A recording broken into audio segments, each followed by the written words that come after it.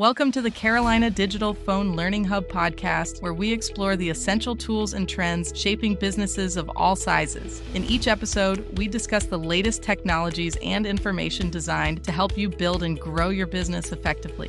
From innovative communication solutions and discussions to emerging digital strategies, our experts provide insights that empower you to navigate today's competitive landscape. Join us as we uncover actionable advice and resources to enhance your business operations and drive success. Hey everybody, and welcome to the Deep Dive. Today we're diving into something that's probably on your mind more than you realize: smartphone security. We've been going through tons of articles and research on this, and honestly, some of the stats are kind of scary. Yeah, no kidding. Like the Carolina Digital Phone article, for instance, it highlighted that there were almost 2.2 million mobile cyber attacks worldwide in late 2022. Wow. That's a lot of people caught off guard. Yeah, that's definitely more than I'd like to think about. But that's exactly why we're doing this deep dive. So what should we be focused on? Like, what are the big things that pop in all these reports? Well, the good news is a lot of it boils down to simple habits and, being a little more aware. Like, for example, software updates. I know they can be annoying, but they're really important. Yeah, I'll admit I'm definitely guilty of hitting that remind me later button way too often. Is it really that big of a deal? It really is. Think of it like this. Each update is like patching a hole in your phone's defenses. Hackers are always finding new ways to exploit vulnerabilities, and those updates are basically how Apple and Google plug those holes. So it's not just about getting new features or a slightly better camera. No, not really. I mean, while those are nice bonuses, the main purpose of updates is security. They're constantly working behind the scenes to keep you one step ahead of the bad guys. Okay, I'm starting to see why ignoring those updates is like playing digital Russian roulette. What else should we be thinking about? Well, let's talk about passwords. And no, password 123 definitely doesn't count. Wow. These days, it's not enough to just have a password. We need, layers of protection. Biometrics are a great first step, fingerprint scanners and face recognition. Yeah, I use those, but I've always been a little fuzzy on two-factor authentication. It sounds like a good idea, but isn't it kind of a pain? Not at all. It's actually pretty simple once you set it up. Think of it as a double lock on your digital door. Even if someone gets your password, they'll still need that second factor to get in. Like a code sent to your phone or something. Sounds like having a security guard checking IDs at the door, even if someone manages to pick the lock. Exactly. And authenticator apps actually make it even easier. They generate those time-sensitive codes for you so you don't have to wait for a text. Oh, okay. Yeah. All right, I'm sold on two-factor authentication. What about apps themselves? There's so many out there, and it seems like they all want access to, my entire phone. Yeah, that's a great point. App safety is crucial. It's all about being a discerning digital consumer. First and foremost, stick to the official app stores like the Apple App Store or Google Play. They have stricter vetting processes to weed out the bad apps. But even then, I've heard stories about malicious apps slipping through the cracks. What should we be looking out for? You got to pay attention to the details. Check the number of downloads, the app's rating, and read those reviews, especially the negative ones. Look for specific complaints about functionality, crashes, or excessive permissions. So it's kind of like checking the restaurant's health inspection score before you decide to eat there. Haha, I like that analogy. Good. You wouldn't eat at a place with a bunch of violations, so why download an app with a lot of red flags? Fair enough. What about public Wi-Fi? I love grabbing a coffee and working from a cafe, but I'm always a little hesitant about using their Wi-Fi. Is it really as risky as they say? Public Wi-Fi can be a bit like swimming in a shark tank. Oh, yikes. You might be fine, but there's always a chance you could get bitten. Unsecured public networks are especially risky because anyone can potentially see what you're doing online. So those free Wi-Fi signs are a bit misleading. The price you pay might be your privacy. Imagine someone being able to see your passwords, banking info, or even just your browsing history. Not a pleasant thought, right? Definitely not. What can we do to protect ourselves when we're out and about? A VPN stands for Virtual Private Network. That's your best friend in these situations. Think of it as a secure tunnel that encrypts your internet traffic, making it unreadable to anyone snooping. So it's like sending a secret message through a pneumatic tube. Even if someone intercepts it, they can't decipher the contents. That's a great way to visualize it. A VPN masks your IP address and encrypts your data, making it way harder for anyone to track your activity or steal your information. VPN seem like a no-brainer, especially for anyone who uses public Wi-Fi a lot. Absolutely. There are a ton of reputable VPN providers out there, and many offer free trials, so you can test the waters before committing. Okay, all this talk about online threats is making me wonder, what's the best way to protect the data on my phone itself? That's where encryption comes in. It's like having a secret code for all the information stored on your device. Even if someone gets their hands on your phone, they won't be able to access your data without the key. So like turning my phone into a digital vault with an uncrackable combination lock. Exactly. Most modern smartphones actually have encryption enabled by default, but it's always worth checking your settings to make sure it's turned on. Wow. Encryption seems like a really powerful tool. What about those apps that always want to access, like my camera, microphone, and location? How I know which permissions are legit and which ones are, overreach? That's a great question, and honestly, it's something we should all be asking ourselves more often. It really comes down to common sense and just being mindful. Does a flashlight app really need access to your contact list? Probably not. Right. That always seemed a little fishy to me.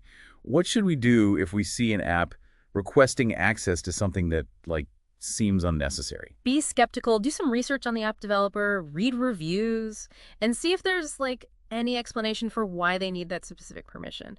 If it seems shady, don't grant access, or better yet, just don't download the app at all. So it's all about being a savvy digital citizen, not just blindly clicking allow on everything. Exactly. Think critically about what information you're sharing and why. After all, it's your data and your privacy on the line. Okay, this has been incredibly eye-opening. I feel like we've only just scratched the surface, though. What else should we be doing to keep our smartphones safe from those digital gremlins? Let's dive into some regular maintenance tips and a few more advanced security measures that can really level up your smartphone security game. Okay, I'm ready for round two. So we talked about the basics, keeping your software updated, using strong passwords, and being cautious about apps and Wi-Fi. But just like a car needs regular tune-ups, your smartphone needs some, digital maintenance to stay in tip-top shape. Okay, that makes sense. What kind of digital tune-up are we talking about? First, take a look at the apps you have installed. Do you really use all of them? If not, get rid of the ones you don't need. It's like decluttering your digital closet. Less clutter. Less to worry about. Yeah, I'm definitely guilty of hoarding apps. I always tell myself I'll use them someday, but someday never seems to come. We've all been there. But remember, each app you keep is a potential entry point for hackers. Plus, removing those unused apps frees up storage space, and it can even improve your phone's performance. It's like spring cleaning for my phone, but with the added benefit of boosting security. Exactly. Now, while you're at it, check the permissions you've granted to those apps. Make sure they're only accessing what they actually need to function. If a weather app wants access to your microphone, that's a red flag. Right. It's like giving someone a key to your house just because they asked for the time. Perfect analogy. You want to be in control of who has access to your digital home. Yeah. Speaking of access, are there any settings we should be paying attention to for, overall security? Absolutely. One important one is login notifications. This feature basically alerts you whenever someone tries to access your accounts from a new device. Think of it as your personal digital security guard. So someone tries to log into my email from, say, a different country, I'll get, a heads up. Exactly. It's a great way to spot suspicious activity before any real damage is done. That sounds incredibly helpful. Are there any other security settings we should be, tweaking? Definitely. Make sure Find My Device is enabled. This lets you track, lock, or even erase your phone remotely if it gets lost or stolen. Oh, yeah. I actually used that feature once when I left my phone in a taxi. I was able to see its exact location, and thankfully the driver was kind enough to return it. See, it's a lifesaver. It gives you peace of mind knowing you have some control, even in those panic-inducing moments. For sure. Okay. I feel like we've covered a lot of preventative measures. But what about dealing with, actual threats? What do we do if we think our phone might be infected with a virus or malware? That's a great question. While modern smartphones are pretty good at protecting themselves, it's not impossible for malware to slip through the cracks. One telltale sign is unusual behavior, your phone suddenly running slow, apps crashing, or the battery draining really quickly. So basically, if my phone starts acting like it's possessed, that's a bad sign. Pretty much. Another red flag is seeing unfamiliar apps that you didn't download or a spike in data usage that you can't explain. Okay, let's say my phone is exhibiting some of these spooky symptoms. What's the next step?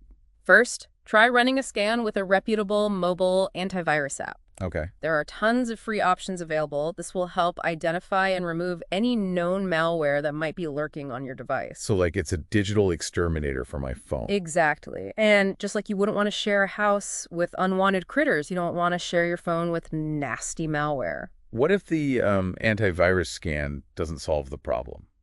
Are there any other options? Well, if the problem persists, you might need to consider a factory reset. This basically wipes your phone clean and restores it to its original settings. It's a bit of a, nuclear option, but it's often the most effective way to get rid of stubborn malware. That sounds a bit drastic. Is there anything I can do to, minimize the pain of a factory reset? Absolutely. The key is to back up your data regularly. That way, even if you have to wipe your phone, you won't lose your precious photos, contacts, or other important files. Yeah, backing up is definitely one of those things I know I should do, but I often put it off. What's the easiest way to make sure it actually happens? Most smartphones offer automatic backup options to the cloud these days. Set it and forget it. You can also back up to your computer or an external hard drive for extra peace of mind. Okay, so regular backups are like an insurance policy for my digital life. What about protecting myself from those sneaky phishing attacks?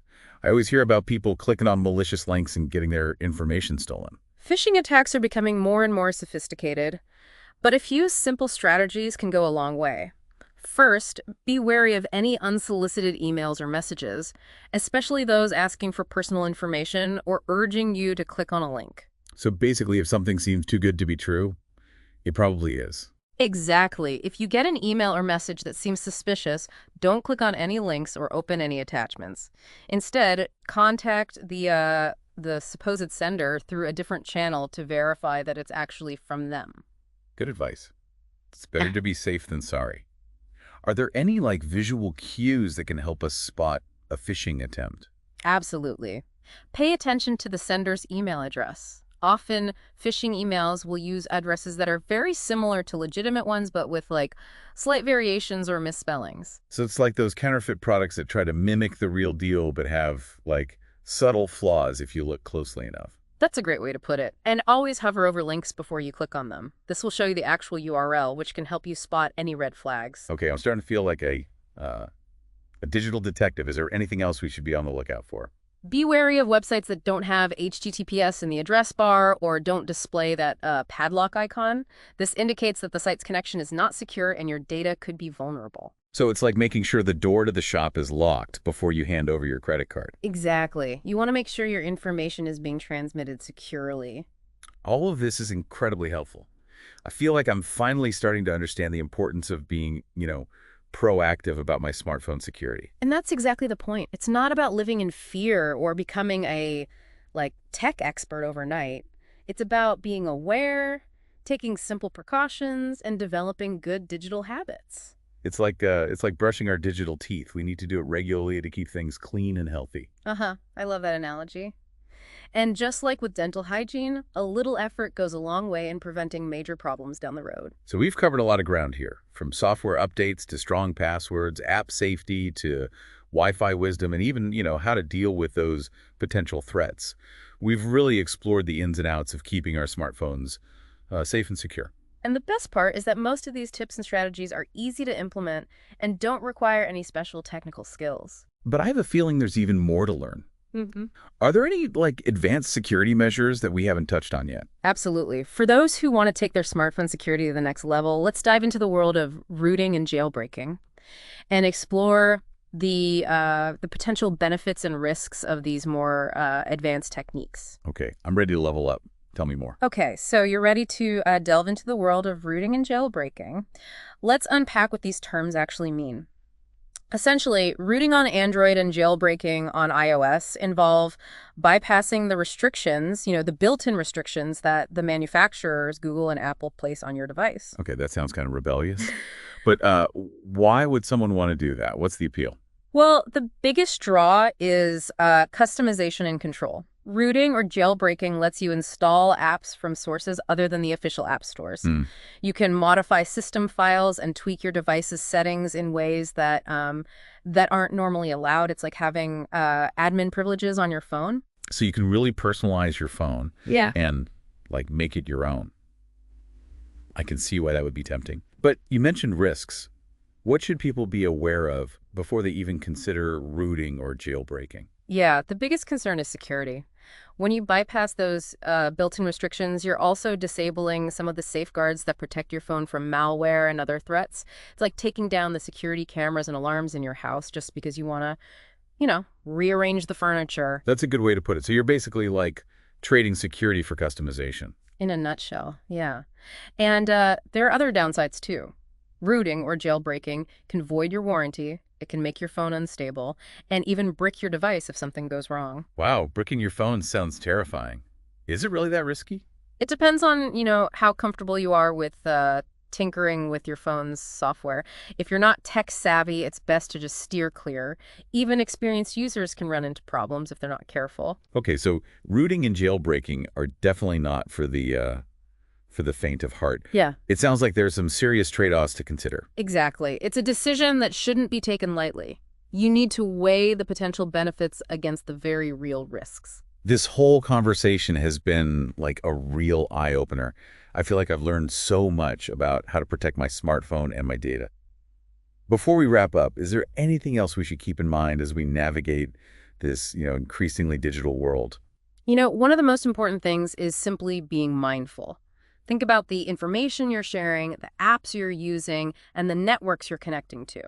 A little bit of awareness goes a long way. It's like developing good digital hygiene habits, just like we do in the physical world. Exactly. Wash your hands, brush your teeth, and keep your smartphone safe.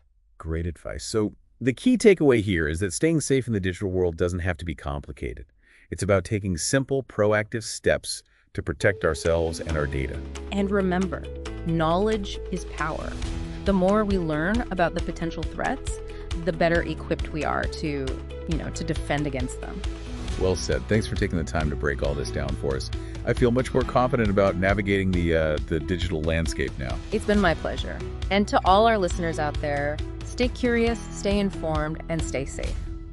Thanks for joining us for this edition of the Carolina Digital Phone Learning Hub podcast. We're eager to hear from you. Whether you have questions about today's topic, suggestions for future discussions, or just want to chat about technology and business, we're here to help. Reach out to us by emailing inquiry@carolinadigitalphone.com, by calling us at 336-544-4000, or by clicking the Get Started link at carolinadigitalphone.com. We look forward to hearing from you.